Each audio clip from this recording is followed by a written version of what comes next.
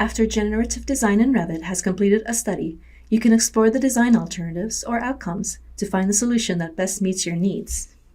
If you close the Explore Outcomes dialog after creating a study, open it from Revit by clicking Manage Explore Outcomes.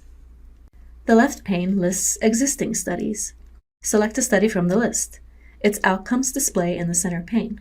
Use the controls to view the outcomes as a list or to sort them based on a variety of options. Select an outcome, and the outcome details appear in the right pane. You'll also be able to manipulate the image in a 3D view.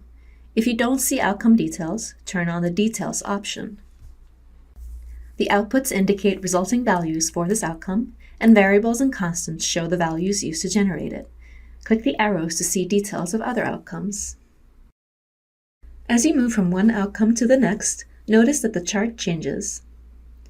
If you don't see the chart, turn on the Charts option. For each outcome, the parallel coordinates chart displays its output values on bolded vertical lines and its input values on unbolded vertical lines. You can also use the chart to filter outcomes. Click and drag over one or more lines to see outcomes that meet the criteria. You can resize and move the filters, clear them one by one, or click Clear Filters to display all outcomes. Reorder lines by clicking and dragging on their titles. To review and analyze outcomes another way, switch the chart to a scatter plot. Use the drop-downs to change the X and Y axes and format the outcome values by selecting an option in the Size and Color fields. For size, higher values are denoted by larger size points. Color ranges from red for lower values to blue for higher values. Click a point on the chart to select that outcome and see its details.